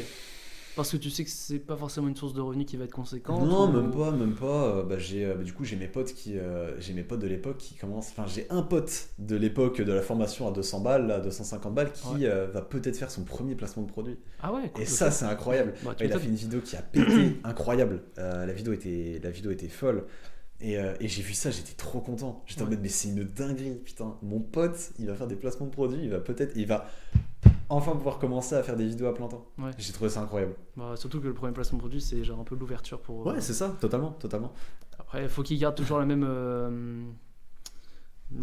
audience en termes de chiffres. Bien sûr, Donc, bien sûr. Voilà, limite que ça Bien sûr, ça c'est un autre sujet, mais tu Oui. vois, c'est quand même un dépendra du un contenu petit qu'ils veulent achievement. proposer et tout. donc, Ouais, bah bien évidemment, ça c'est logique, mais évidemment, tu vas pas faire ton premier placement de produit sur un vieux short qui va faire 3 vues. Je pense qu'on est tous d'accord là-dessus. Mais non, il a du coup un petit peu commencé à démarcher à utiliser son réseau pour faire marcher un petit premier placement de produit. J'étais trop content pour lui. D'accord. Bah. En vrai, on croise les doigts, tu vois. Moi, ça me ferait trop plaisir de voir qu'il fasse 3 fois plus de paires sur cette vidéo-là parce que ça pourrait lui ouvrir plein de portes. Et voilà. Mais le fait est que j'aime bien faire des vidéos. Mais au début, je me forçais à faire une vidéo par semaine. Mhm. Ce qui a fait que certaines vidéos puent la merde. Ok. Parce que tu renouvelais pas assez ce que tu disais. Non, ou parce que genre, entre guillemets, du coup, je m'imposais un rythme qui était peut-être un peu trop soutenu pour ce que j'étais capable de produire pour des vidéos de qualité. Mhm. Parce que j'avais envie de percer, parce qu'à l'époque je me disais ouais youtubeur la finalité c'est qu'il y a certaines de mes vidéos qui étaient pas folles, mais à chaque fois, truc où je suis un petit peu content, c'est qu'il y a quand même à chaque fois un minimum de volonté de passer un message intéressant. Mhm. D'accord, il y a un fond. Il y a un fond, la forme pas toujours, mais après Ça demande du temps. ça demande du temps, mais évidemment. Mais quand tu veux, on va dire, commencer une chaîne YouTube ou commencer à faire un truc, évidemment que ta première vidéo va puer la merde. Si tu regardes ma première vidéo, c'est mon téléphone qui est posé en coin sur mon bureau, où je suis en mode ok, et je regarde une fois sur 3 la caméra, parce que soit je regarde mon retour, soit je regarde mon texte sur mon ordinateur. Ouais. Et mon texte, entre guillemets, c'est juste point numéro 1, aborder le fait que les étudiants aujourd'hui ont un peu peur de se lancer dans les études. Point Ouais. numéro 2, c'est pas grave. Point numéro 3, et à chaque fois j'ai essayé de bafouiller. Le montage, il est fait, forcément je débutais là-dedans, t'avais encore les respirations, t'avais encore, parce que truc qui est hyper important, si vous voulez faire des vidéos, petit tips, et que tu parles devant une caméra, si on va dire le cœur de ta vidéo c'est toi qui parles à une caméra, et que tu veux entre guillemets garder un truc dynamique qui est pas du coup, enfin et qui n'est pas donc dans l'univers podcast, parce que l'univers podcast c'est quoi, c'est une discussion sans montage, Mhm. bien évidemment que tu vas devoir couper les respirations, parler vite, faire en sorte que soit le dynamique. maximum d'informations soit condensé dans le minimum de texte. Bien évidemment, pas non plus dans des degrés extrêmes. Et il y a aussi des cas exceptionnels, bien évidemment. Je pense notamment à The Great Review. Tu connais The Great Review ? Ouais. Qui lui de temps en temps laisse des petites respirations, mais c'est pour Pionnier donner du storytelling. Ouais, c'est pionnier. Enfin, pionnier. Ouais, est-ce que c'est le Avant-gardiste. je pense que c'est un peu l'avant-gardiste. Ouais. Okay. C'est vrai que je connais pas d'autres youtubeurs qui ont fait des vidéos sur ce thème, enfin avec ce format-là avant lui. Ou du moins peut-être que ça existait, mais c'était tellement pas. C'était pas, ouais, c'est le gars, il a Ouais. tellement surperformé en tout cas par rapport à ses concurrents de l'époque qu'il s'est installé en tant que pionnier. Ouais. Mais bref, il faut entre guillemets essayer d'avoir un minimum, un minimum dynamique. Et imaginons que je sais pas, demain je commence une vidéo et j'ai envie de faire une vidéo, je sais pas, sur ouais les gars, il faut se mettre au sport. Je vais pas commencer ma vidéo en faisant le sport c'est incroyable. Et ensuite, une coupure de 2 secondes où je parle pas, et ensuite je dis pourquoi je dis ça. Ensuite, une coupure de 2 secondes où je respire, où je pense à mon texte. Tu mets des gros cuts. Bien évidemment, il faut mettre des gros cuts, ou alors tu essaies d'avoir des phrases un peu plus longues, où tu fais des cuts qui se superposent, parce qu'il y a une technique de cut, je sais plus comment ça s'appelle, où en gros, tu as ta vidéo avec toi qui parle, et en fait, tu vas mettre l'extrait d'après où du coup tu parles en avance, un peu en avance, ou qui va se superposer avec le truc d'avant, ouais. Où tu termines ta phrase et il y a la phrase d'après qui commence, ouais. Avec du coup l'image qui s'est pas encore utilisée, mais genre tu sais c'est une demi-seconde, c'est histoire de faire une transition un peu plus smooth. Ouais. Si c'est bien fait, ça se voit quasiment pas. C'est dans le rap, c'est pareil, c'est utilisé. Ouais, tu m'étonnes. Et au final ça donne un truc qui est bien mieux imbriqué. Ouais. Bah genre il y a un rappeur qui s'appelle Bushi. Lui, son ingé son, il fait ça justement. Il pose, il cut, il repose, et après il met en avance, genre justement pour faire la mini transition. En fait, du coup, t'as l'impression qu'il débite son texte en mode genre les trois laisses dessus. Alors qu'en vrai, c'est juste des gros cuts. C'est ça. Mais ça rend, en fait, ça fait un rendu vraiment très stylé et très dynamique. Problème, c'est que ça dénature un peu le fait que la musique, normalement, ça se fait en one shot, tu vois. Genre le jour où il sera sur scène, il pourra pas faire ça, quoi. Il sera obligé de faire du acapella. C'est sûr et certain, Moi, le plus gros acapella qui m'a marqué dans ma vie, je crois que c'était... ouais, changement de sujet. Le plus gros acapella qui m'a marqué dans ma vie, c'était la finale des Worlds, l'année où c'était Lil Nas X, où en gros, t'avais tout le refrain qui était... acapella. Et genre en gros tu vois il y a un extrait où il termine entre guillemets son couplet et là il baisse son micro, il fait ça comme ça. Je vais le faire après, je vais le mimer après parce que sinon on m'entend plus, mais il va faire ça. Et en gros tu sais t'as le refrain qui démarre en même temps avec du coup lui qui chante et c'était super drôle, mais après ça a très bien rendu, donc bon. Du moment que le résultat est sympa en vrai. Ils sont là. Et puis après pour les personnes qui vraiment préfèrent que ça soit fait en one shot, t'as un type de rap qui est spécialisé pour ça. Je sais plus comment ça s'appelle, mais c'est les... Tu sais, quand ils vont dans des... comment ça s'appelle ? Putain, je sais plus comment ça s'appelle, quand ils vont dans des studios un peu en mode world rap... Je sais plus. Planète Rap ou un truc comme ça. Genre ils vont à la radio et ouais, ils font voilà, une session. directement. Ouais, genre session de freestyle et tout. C'est du freestyle, de genre de choses. Ouais. C'est ça, ouais. Ok, ouais, je vois. C'est sûr que là, ils peuvent pas le faire. Mais souvent, du coup, ce qu'ils font à la place, c'est des freestyles en fait. Ouais. Est-ce que c'est pas plus mal ? Là, par exemple, ça dépend en vrai. Parfois, ils font des openings d'albums. Genre en gros, ils présentent leur album. Ils font certains morceaux. Notamment aussi, t'as Big Flo et Oli qui font des musiques et de temps en temps ils vont dans ce genre d'émission et puis ils font des textes, ils font des impros, ils font des trucs, ils posent des machins. C'est un placement de produit en quelque sorte. Ouais, c'est ça en fait. C'est ça. Et est-ce que t'as d'autres choses à ajouter sur ton profil, parce que la parenthèse était ma foi. Non, et c'est vrai que la parenthèse est un peu longue, mais non, du coup je terminerai en disant que du coup maintenant j'ai un point de vue bien plus chill entre guillemets avec mes vidéos. Après là ça fait longtemps que j'en ai pas sorti. Mais en fait maintenant je me dis juste vas-y, dès que j'ai une idée de vidéo un peu sympa on va la tourner, etc. Et au pire en fait je fais plus vraiment le truc pour moi que vraiment pour faire des stats. Ok, ouais. Et c'est une manière de créer qui m'intéresse plus. Okay. Peut-être que je sais pas, imaginons que j'arrive à sortir 1 à 2 vidéos par mois dans ce rythme-là et que dans 2 ans j'ai envie de professionnaliser un petit peu le truc, pourquoi pas, hein, mais... Puis au-delà de ça, je trouve ça plus intéressant de juste parler devant une caméra, limite essayer de bafouiller un petit texte avant, et puis essayer de dire quelque chose que tu trouves vraiment intéressant. Genre en mode bonjour les amis, le podcast le plus gras et le plus protéiné. Genre une petite intro quoi, tu vois. Une petite intro, exactement. Ok, Tu sais, je vais mettre les intros des youtubeurs Minecraft à l'époque. Tu sais, t'as leur blaze avec une grosse musique qui va dans tous les Avec sens. et tout. Spice Light, je crois, un truc comme ça, la con. T'en avais plein, tout le monde faisait ça, tout le Ouais, monde faisait ça. C'était la bonne époque finalement, Epicube, pour ceux qui connaissent, Fallen Kingdom, bref. Des gros nostalgiques, j'espère qu'on aura des. Kills the Patrick. Oh là On peut pas ouvrir ça. Non, mais bref, sinon un peu de sport, tu fais du sport, Je fais un petit peu de sport, je fais un peu de course à pied, je fais un peu de muscu, bon. Ouais. Rien d'atypique, on Un va petit dire. fanatisme pour. On se dise Pour le. C'est qui le mec qui court tout le temps là? Il fait des 100 km. Ah, David Goggins. Ouais. Ouais, c'est vrai que David Goggins, non, moi c'est un gars que j'aime quand même bien parce que. Excellent marathonien finalement. Marathonien de génie techniquement, hein, le gars. Il fait même plus des marathons, gros, il fait des ultra runs, il fait des trucs de malade. J'ai pas encore terminé son livre, mais Ouais. à un moment dans son livre, il parle d'une course où grosso modo il est dans un désert, 24 heures, je crois que c'est quasiment 240 km de course, un truc comme ça, et le gars il y va. C'est effrayant, on l'a dit. C'est exceptionnel. Et à un moment, il écrit dans son livre que sa technique d'entraînement pour du coup se préparer à cette course, il allait dans une salle de sport, il allait sur un tapis de course, il mettait 4 t-shirts, 3 pulls, 3 doudounes, et ensuite il courait. Et le gars, il était là, il avait chaud.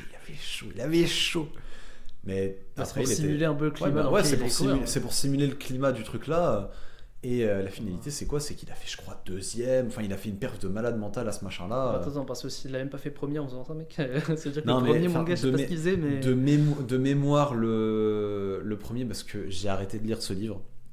Et ce passage, ça fait un moment du coup que je l'ai lu. Mais si je me trompe pas, le gars qui a fait premier. Non, attends, déjà, encore truc de malade mental. Cette course, il y avait 2 départs. Ok. Le gars, il a fait le départ, il a commencé à faire ses petits premiers kilomètres. Et à un moment, il tourne la tête et en gros, il voit dans un restaurant où t'avais du coup le reste des participants qui partaient genre 3-4 heures après. Le gars était tranquille en train de siroter un machin et tout, en train de regarder les premiers coureurs. Deuxième départ. Le deuxième départ était du coup pour les personnes bien plus expérimentées. La plupart des gars du deuxième départ ont fini avant les gars du premier départ. Alors qu'il y avait genre, je sais plus si c'était 2 ou 4 heures, voire même peut-être 6 d'écart entre les deux cloches d'arrivée, enfin les 2 cloches de départ. Et de mémoire, le gars qui a fait premier à cette course-là, je crois que c'est vraiment un mec, mais quand je te dis qu'il est chaud, il est chaud. Putain. Mais vraiment. Genre moi, par exemple, qui ai couru un marathon en 7h30 à côté, alors que j'étais à moitié asthmatique, en mode je vais faire ma course avec mon caca, ça n'a rien à voir à côté. Ça n'a rien à voir à côté. Bah, c'est 2 marathons plus petits. Déjà, c'est plus que 2 marathons. Mais... C'est effrayant. C'est effrayant comme. C'est incroyable de voir qu'on peut pousser le corps Oui. humain jusqu'à aussi loin en vrai. Aussi, par ailleurs. Gros, t'es là, tu fais 10 km, t'es mort, qu'il y a des gars, ils font ça 24 fois. Sans pause. C'est effrayant. C'est comme Riles là qui a fait sa course pendant 24 heures sur un tapis de course dans une cage en verre avec des gens autour pour le regarder. Je crois qu'il a fait un truc comme 240 km, un truc comme ça là, quoi. Un peu moins. De mémoire, il a fait plus que 160 km parce que la barrière des 160 km c'était une barrière particulière pour David Goggins et je m'étais fait la réflexion quand j'avais appris que c'était plus que David Goggins sur une certaine course. Ok. C'était peut-être 240, ouais, je sais plus, faudra regarder. Ouais, bref, passons. Quoi d'autre sur toi? Non, études, alternance. En soi, je terminerai juste le parallèle sur les vidéos en disant que maintenant, mon but avec les vidéos, c'est simplement faire les vidéos, on va dire, les plus honnêtes du monde. Enfin, les plus honnêtes du monde. Ouais, les plus honnêtes du monde où je prends un sujet et je pourrais limite.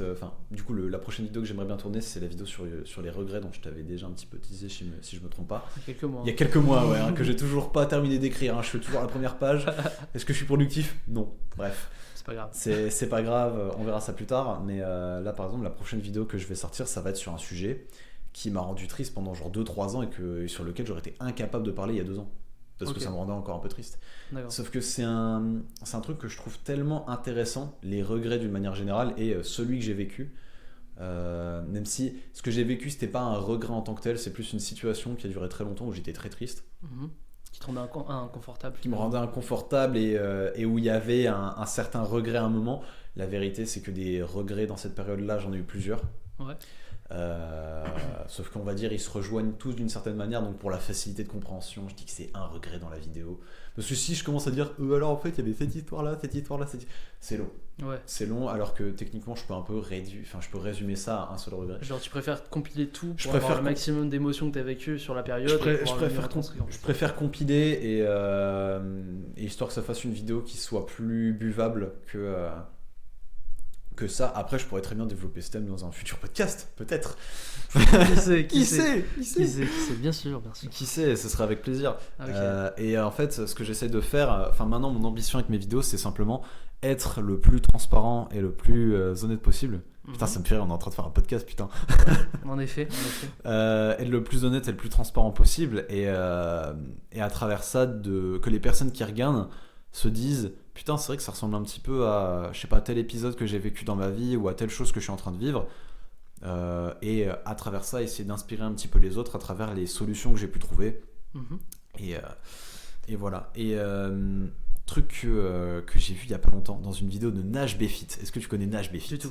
C'est un gars qui fait des vidéos sur les actualités sur internet, donc des trends ou des choses comme ça. Est-ce qu'il l'a fait en mode purement objectif ou il amène son opinion derrière ? Il amène quand même un petit peu son opinion derrière, mais c'est tourné d'une manière qui est à chaque fois très intelligente, je trouve, parce que c'est très difficilement cancelable. C'est en fait à chaque fois il amène une réponse qui est amenée avec beaucoup de bon sens. Ce qui fait que si tu te mets c'est ça, ouais, si tu te mets dans son raisonnement, tu te dis bah ouais. Finalement, il a pas tort. Il a pas tort. Et ce gars-là, dans une vidéo, je sais plus exactement quelle vidéo c'était, mais il a parlé en gros d'un influenceur ou d'une influenceuse, je sais plus, et il a dit une phrase qui m'a marqué. Il a dit que cette personne essayait plus d'inspirer plutôt que de pas faire comprendre, plutôt que de faire réaliser. Par exemple, tu as des personnes qui vont dire ouais, depuis que je me lève à 7h du matin, depuis 3 mois, ma vie est incroyable, levez-vous à 7h du matin, vous verrez, c'est incroyable. Ouais, prends un bain de glace ou je sais pas quoi. C'est ça, ouais. Alors que je trouve que ce serait peut-être dit d'une manière un peu plus intelligente et le message serait peut-être un peu mieux, pas mieux perçu, mais plus compris si c'était dit en mode putain, depuis 2-3 mois j'ai trouvé un truc qui fait en sorte que ma vie est incroyable, j'ai instauré une heure de coucher, une heure de lever, il a revu son rythme de vie en fait. J'ai un peu revu mon rythme de vie, je l'ai un peu amélioré et depuis c'est incroyable, etc. Et avec un objectif final de plus inspirer que de faire réaliser. Et du coup mon objectif c'est d'être la personne la plus honnête possible et essayer d'inspirer pour que les personnes entre guillemets fassent leur propre bout de chemin avec du coup peut-être l'idée que j'ai amenée dans ma vidéo, qui va peut-être leur filer un petit coup de pouce ou qui va leur faire commencer un début de réflexion avec un nouveau cadre de référence finalement. De quoi ? Avec un nouveau cadre de référence. Ouais, c'est ça, c'est essayer d'amener un peu plus de richesse dans leur cadre de référence et voilà, pour dire d'une manière un peu plus compréhensible pour toi. Bah non, pas forcément. En fait, c'est juste pour faire un raccourci, tu vois, pour éviter que genre tu t'étales trop et que tu te dises. Évidemment, ouais. Là, on a combien ? On est à un peu plus d'une heure. Putain, c'est cool. On a un peu plus d'une heure. C'est genre 3-4 minutes après qu'on ait commencé. J'ai regardé, il était 5h03 ou 5h04 et là il est 4h02. D'accord, putain, on avance. C'est cool. Il est 4h02, il est 4h02. Je pense que. Bah attends, tu veux finir encore un peu sur. Et après, du coup, ça c'était la petite parenthèse sur les vidéos. C'était la petite parenthèse sur les vidéos. Petite parenthèse toujours. Petite parenthèse qui a duré 40 minutes. Et voilà. Et du coup, au-delà de ça, ouais, moi je suis. Du coup, tu pourras le raconter après, mais comme toi en alternance, du coup, dans le domaine de l'hôtellerie. Parce que mine de rien, l'hôtellerie, c'est un peu le premier truc où je me suis dit, vas-y, il y a un peu de lumière, allons voir. C'est du coup le premier domaine d'études vers lequel je me suis dirigé après le bac. Et en vrai, je trouve ça sympa, je trouve ça un peu marrant. Peut-être, à titre personnel, l'idée que j'en ai dessus, c'est peut-être que c'est pas quelque chose sur laquelle je vais orienter toute ma vie dans le futur. Mais pourquoi pas en faire un petit peu à droite à gauche, ça peut être sympa. Faire un début de chemin là-dedans. Ouais, faire un petit début de chemin et tout ça. C'est notamment pour ça que une fois je t'avais parlé du fait que plus tard, un truc qui me tenterait en vrai, ce serait de faire, je sais pas, avoir un petit contrat en 24 heures dans un hôtel, faire 3, voire même peut-être 4, peut-être pas 4, mais 3 journées où je vais taffer, je fais mon petit truc d'hôtel, réceptionniste, parce que je Je trouve que c'est un beau métier et j'aime bien le pratiquer. Ouais. Et à côté, genre, j'ai 4 jours entre guillemets de week-end. Et puis là-dedans, je fais tout ce que j'ai envie de faire à côté. Et puis voilà. Ok, bah, ça me paraît très très bien. Saoul. Mais un peu de panaché dans mon. Ok, d'accord. Est-ce que tu as présenté tout ton personnage ou Bah, tu as encore des choses à ajouter? Non, je pense avoir un petit peu fait le tour. On reste des connards de 20 ans après tout. Enfin, non, toi t'as 21, non? C'est pas Ouais, ça j'ai 21. Ouais, t'as 21, putain. Putain, 2003. En effet, putain de- Non, je pense avoir un petit peu fait le tour. Et puis là, j'ai rien envie de raconter plus de spécial sur ma vie. Donc, Ok. En vrai, finalement, genre, le podcast, il va vraiment introduire nos deux personnages, notre vision du podcast, et après, on pourra traiter de choses ouais, c'est ça, bien évidemment. plus Bien intéressantes. évidemment. Et peut-être que, je sais pas, à travers 2-3 sujets, je raconterai ma vie. Et puis voilà. Ok. Et toi, Gabriel, qui es-tu? Je suis, Je ma suis. foi. Gabriel, pareil, vous allez pouvoir retrouver finalement mon nom de famille sur mon compte Instagram ou sur ma chaîne YouTube parce que moi aussi, je pratique. aussi, merde! Ah putain, les bâtards. Pourquoi? Bah en fait, c'est parce que je fais du rap. Je fais du rap. Alors, on peut entendre plein de choses à travers le rap, hein, ma foi. On peut entendre plein de choses. Personnellement, le rap que je fais, c'est du rap très amateur. En mode, je fais ça par désœuvrement, c'est-à-dire que je fais ça quand j'ai envie d'en faire. C'est un peu pour passer le temps, quoi. Voilà. Qu'est-ce que je propose dans mon rap? Je propose ma vie, mais sous des prismes assez différents. C'est-à-dire que ça va parler d'amour, de regret, de remords, un peu finalement comme toi, ce que tu peux proposer dans tes vidéos finalement, ou ce que tu vas aborder plus tard.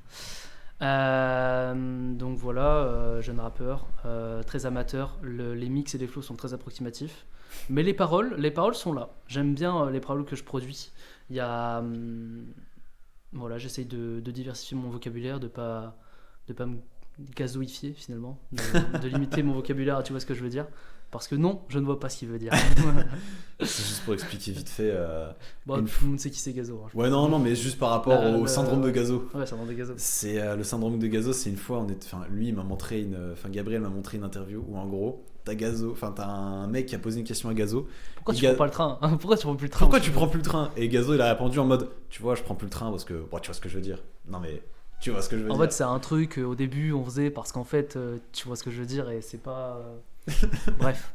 Ça, on peut le savoir. De Gazo, c'est quelqu'un qui, d'ailleurs, je vais pouvoir faire une petite parenthèse là-dessus, c'est s'exprimer avec peu de mots et peu d'expressions pour dire pas grand-chose finalement.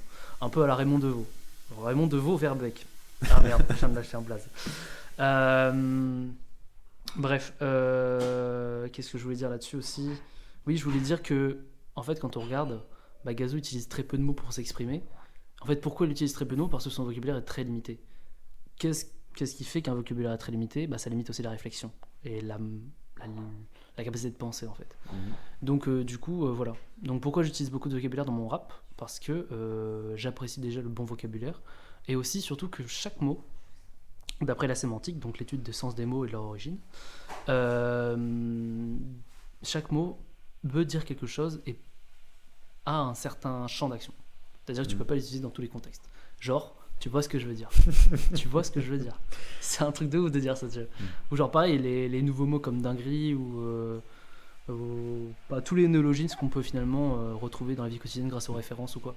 D'une certaine manière, quand tu dis, tu vois ce que je veux dire, c'est que tu ne sais pas toi comment exprimer une certaine pensée, tu sais pas mettre une les mots certaine dessus. émotion, c'est ça. C'est pas le décret. Donc forcément, ça découle d'un manque de comment dire. Pas forcément de culture en soi. C'est juste un manque de vocabulaire. Oui, d'un manque de vocabulaire, tout simplement. Concrètement. Après, est-ce que c'est la culture qui donne accès au vocabulaire? Je pense que oui, parce que techniquement, si t'es curieux, tu t'intéresses à la culture et c'est la culture qui t'offre le vocabulaire. Donc ouais, je pense que d'une certaine manière, ça peut être un manque de curiosité au vocabulaire. Si vous entendez une machine à café, c'est pas grave, vous inquiétez pas, c'est juste des bruits parasites. Bon, puis on fait un petit cut.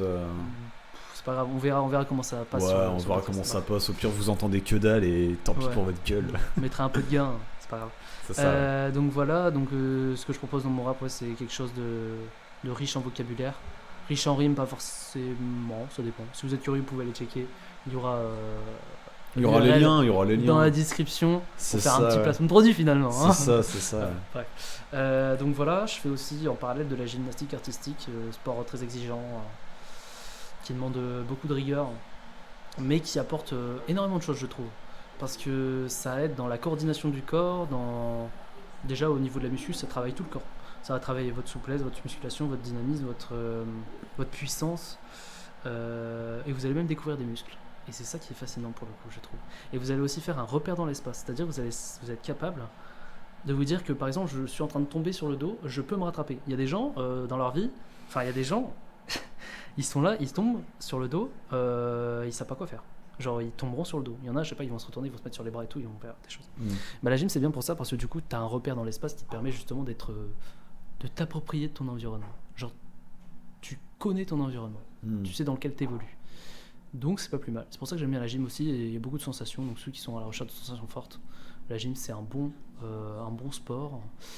Ça demande beaucoup de rigueur. Il y a des gens, naturellement comme tous les sports, il faut avoir une petite... comment on dit ? Genre il faut être inné, il faut avoir des appétences, pas des appétences mais des prédispositions, voilà. Il faut avoir des prédispositions pour être bon, comme dans tous les sports finalement. J'étais encore dans le... Tu vois ce que je veux dire ? C'est ce que je veux dire. J'avais pas assez de vocabulaire, j'avais pas assez de culture. C'est pas grave, pour cette phrase. Mais moi j'en ai pas beaucoup, j'en ai même pas. Quand on a plus... Par rapport à Emilien des 12 coups de midi, ouais. C'est ce que je veux dire. Tu vois ce que je veux dire ? Vous voyez ce que je veux dire, je pense. Bref. Ouais, mais Emilien, c'est quelqu'un de différent. Ouais, c'est un autre degré. Mais apparemment, genre, j'ai regardé, il y avait une petite interview sur lui, et il disait qu'en fait, genre, c'est parce que sa famille, ils étaient fans de ça. Genre, oui, ils sont fans des jeux de 12 coups de midi, ouais. Les jeux télévisés autour de la culture générale et tout, ils sont vachement dessus. Et en fait, ils ont transmis leur passion à lui. C'est comme ça qu'il pète le game, finalement. Je pense que Emilien des 12 coups de midi, je pense que le gars est arrivé à un point, parce que ça fait combien de temps qu'il est là, le gars ? Pour dire de la merde, je dirais 2 ans. Mais ouais, je crois, de mémoire, j'allais dire plus d'1 an, moi, mais j'avais peut-être pas j'ai pas le compte, donc ouais. Bah, je regarde pas les 12 coups de midi tous les midis, donc malheureusement, voilà. De toute façon, c'est pareil, c'est devenu une trend, hein. Le mec est passé en tendance sur les réseaux. Voilà, bon, on voyait qu'il y avait un Français qui pétait tous les scores en France au niveau de la culture générale. Tout le monde était en mode ouais, il est trop fort. Et d'ailleurs, j'aimerais bien faire une parenthèse là-dessus, mais un peu plus tard. Juste, je vais d'abord finir de présenter mon personnage. Oui, c'est vrai que là, j'allais partir sur les 12 coups de midi, mais le gars, il se présente. Voilà, et d'ailleurs, mais pareil, il y aura une autre parenthèse que je voudrais faire par rapport au fait de s'exprimer et de entendre comment on s'exprime et de se remettre en question pendant qu'on s'exprime. Ouais. Et pendant qu'on pense. Parce que c'est hyper important, je trouve, et hyper intéressant. Pourquoi ? Parce que je ferai une parenthèse après. Je vais juste terminer mon personnage avant. Ça va être très désorganisé dans le podcast, enfin dans ma manière de parler. Fais-le vite. Ok, je me dépêche. Dit-il. Bref. Donc voilà, gymnaste, rappeur, 21 ans, Gabriel. Je travaille aussi dans l'hôtellerie. Donc moi je suis au niveau de la côte dans l'hôtellerie de luxe. J'apprécie ce domaine, enfin ce monde, cet univers, l'hébergement. En fait, ce que j'aime bien avant tout, c'est le concept de réception.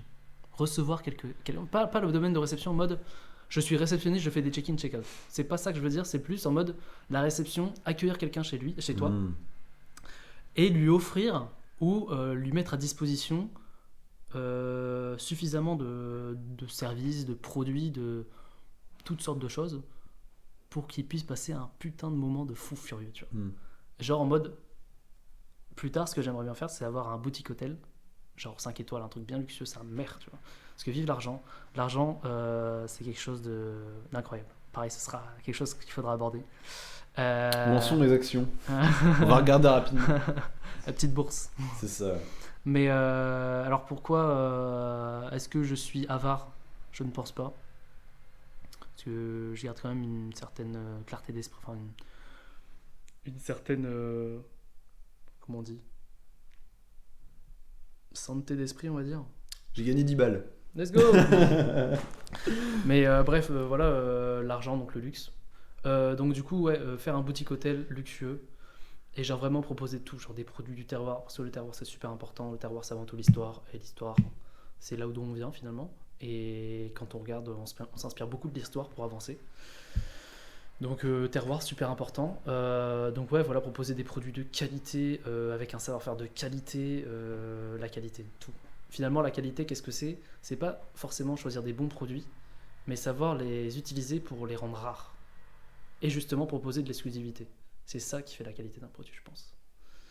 Parce que tu peux prendre par exemple deux produits de même qualité, mais il y en a un qui sera utilisé pour. Enfin, qui sera façonné d'une certaine façon pour produire quelque chose, un autre d'une autre façon. Et genre, dans le fond, tu seras en mode, bah, c'est la même chose, mais en fait, pas du tout. Parce que il y en aura un qui sera plus rare que l'autre. Parce qu'il y aura eu un meilleur savoir-faire que l'autre. Bref, voilà. Donc, réceptionniste, j'aimerais bien ouvrir un boutique hôtel 5 étoiles luxe tard. Pourquoi j'aime bien l'hôtellerie? Parce que j'aime bien l'échange.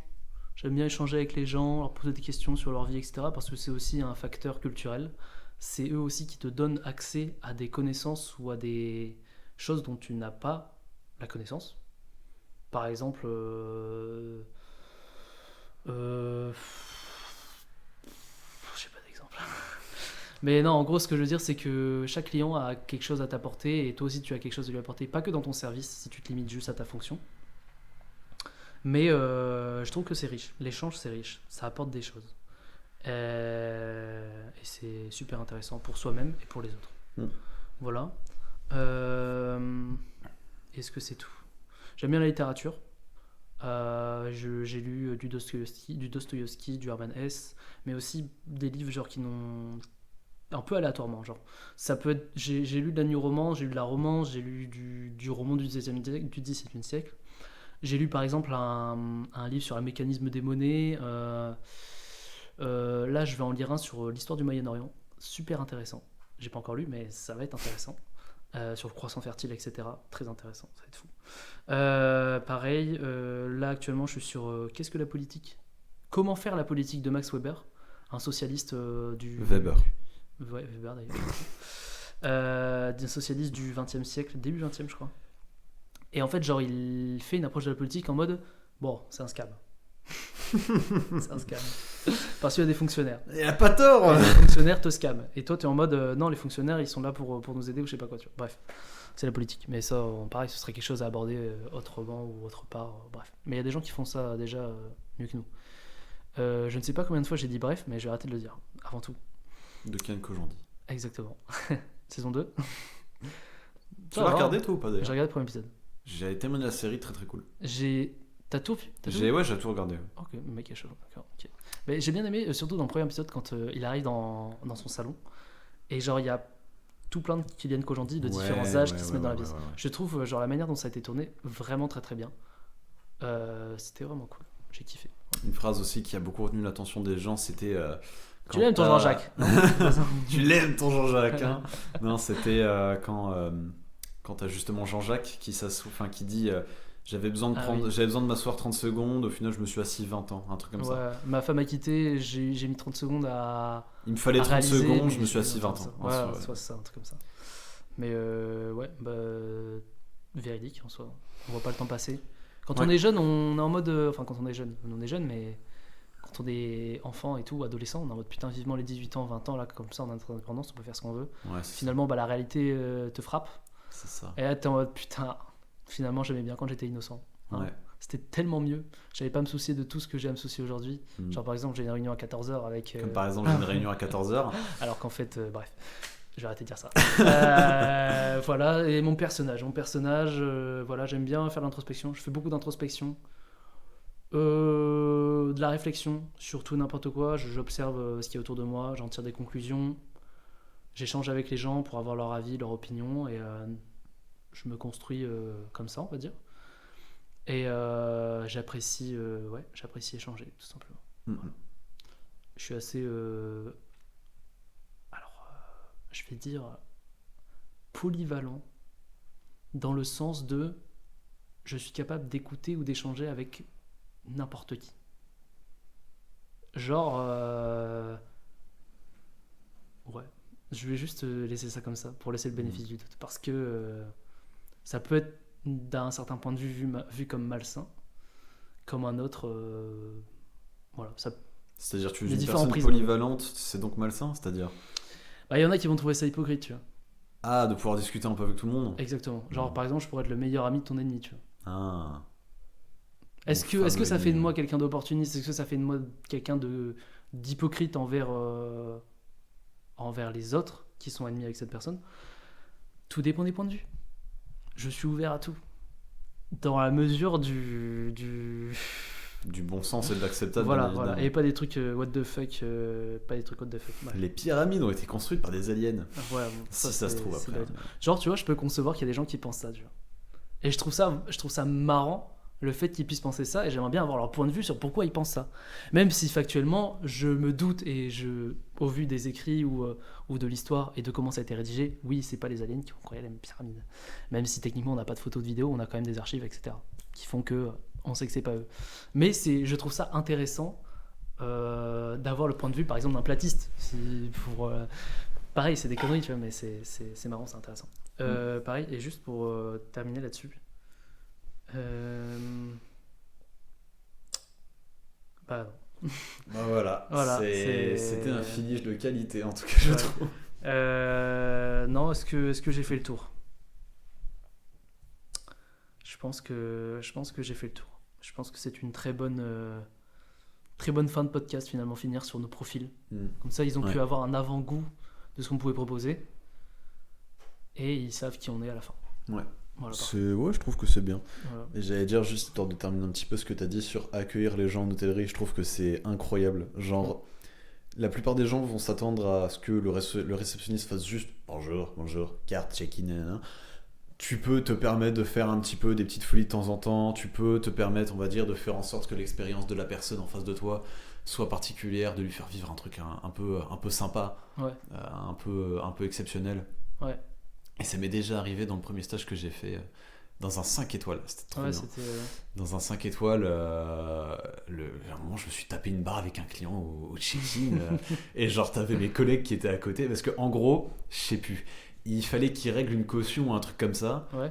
Les gars, il fallait qu'ils payent 50 balles. La carte passe pas une fois. Le gars, il remet sa carte. Et genre, je regarde le gars droit dans les yeux. Il était avec sa femme. Et genre, tu sais, c'était un gars un peu gros, un peu on rit, tu vois. Un peu Ouais. on prend des bières et on rigole. Ouais. Et je l'ai regardé, je lui ai dit bon, par contre, si ça passe pas, c'est retour à la voiture et à la maison. Hein. Et genre, le gars, il m'a regardé, il a explosé de rire. Et genre, t'as mes collègues, ils m'ont regardé en mode Qui mais est qui est ce qui gars il est? Et le gars, il a trop kiffé. J'ai fait son accompagnement en chambre, c'était trop bien. Ça, C'était c'est trop, cool. trop bien. Après, il faut tomber sur les gens qui sont assez ouverts Après, d'esprit ouais, et bien tout, sûr. parce que- Après ça, c'est Ouais, une voilà. certaine forme d'intelligence de. Est-ce que tu dis ça à un gars, à Bah là, un on n'a gars pas qui aime d'argent. pas du tout? D'ailleurs, Alors- il faudrait que je raconte un truc aussi, moi, là-dessus. C'est marrant. Putain de merde, bah, je crois. Mais- Est-ce que c'est la personne dont je pense? Ouais, là. Ouais, si, bref, ouais. bref.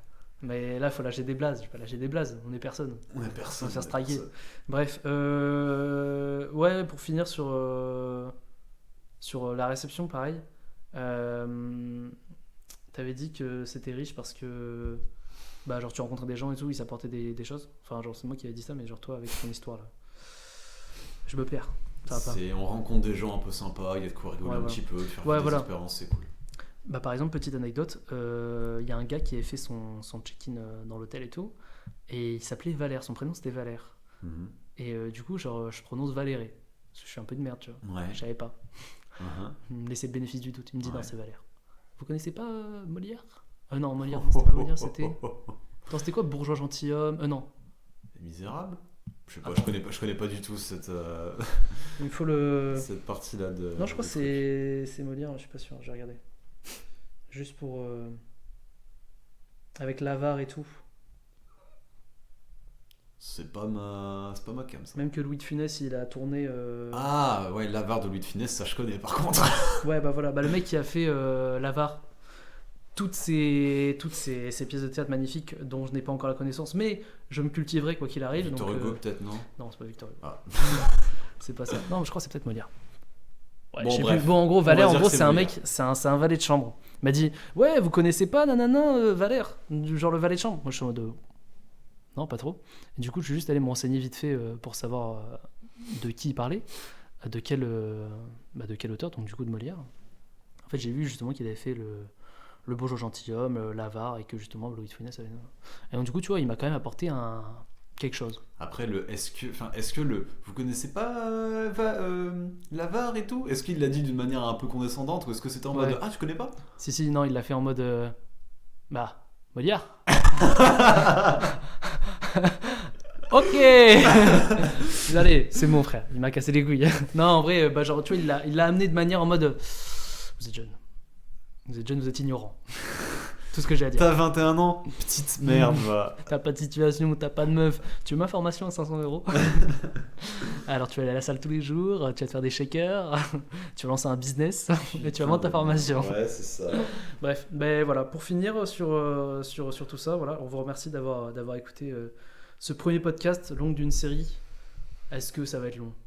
Est-ce que la série va être longue? Bon. Ça dépend, on verra comment ça évolue. Déjà, voir les retombées du premier podcast et en fonction, on fera le deuxième. Après, naturellement, je pense qu'on va quand même en refaire parce qu'on a quand même des choses à raconter. Même ça nous fait plaisir de vous apporter tout ce contenu. À partir du moment où on a des choses à dire, je pense qu'on en aura. Exactement, c'est ça surtout. Donc voilà, on vous remercie de nous avoir écoutés. N'hésitez pas à faire des retours sur ce que vous en avez pensé, sur le cadre, sur même si les voix, pareil, si le volume des voix est correct. Si ouais, tout. Déjà, rien que pour le cadre de fond, ce que je vous pense qu'il faudrait que le truc en bois, en vrai de vrai. sans le tableau ou sans avec rien. Non, avec le sans rien. Non, avec les petites décos derrière, mais par exemple pas avec la petite fenêtre derrière, tu vois. Je pense en vrai c'est un peu mauvais. Ouais. Je pense aussi techniquement les lumières sont pas folles, mais bon c'est un podcast, on s'en bat les couilles, non? Ouais, bon, on verra. Donc voilà, sur ce, Très on vous belle remercie journée à vous. et une très belle journée. Putain, on s'est mis sur mon profil où plus je suis tard. moche.